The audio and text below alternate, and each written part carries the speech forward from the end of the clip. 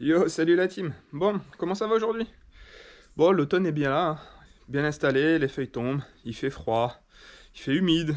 Bon, la saison basse quoi. Les cyclocrossmen, il va falloir y aller. Les Zwifters, eh ben, il va falloir faire chauffer le home trainer.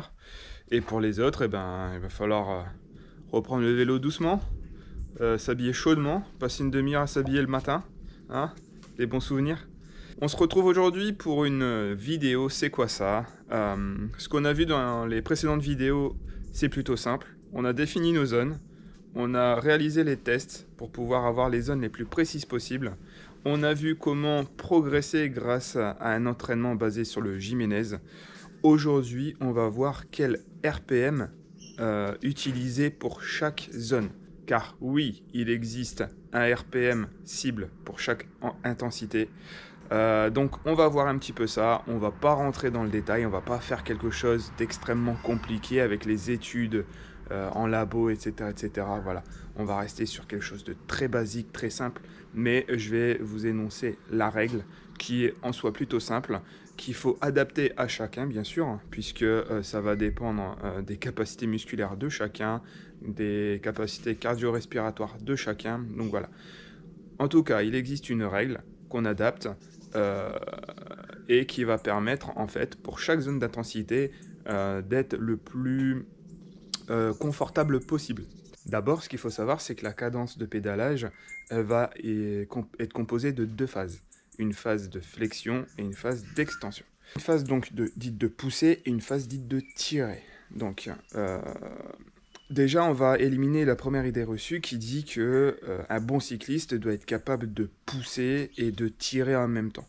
Donc ça, ça va être vrai exclusivement sur les longs cols et ça doit être la zone de tirer doit être faite de façon vraiment légère parce que c'est beaucoup plus contraignant musculairement de pousser enfin de tirer que de pousser.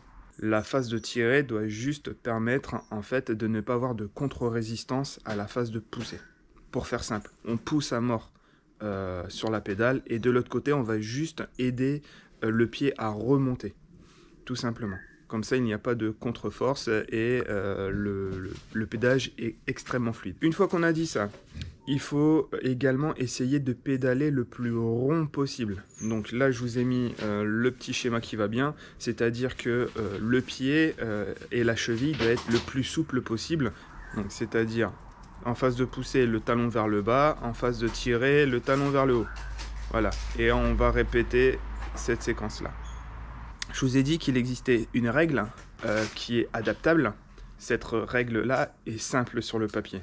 C'est-à-dire que lorsqu'on est en zone 1, on va pas avoir besoin d'avoir une haute cadence. Donc on va rester sur une cadence d'à peu près 70 rotations par minute. Et à chaque fois qu'on va monter un palier de zone, on va essayer de monter de 10 RPM. Donc zone 1, 70, zone 2, 80, zone 3, 90, zone 4, 100, zone 5, 110, zone 6, 120.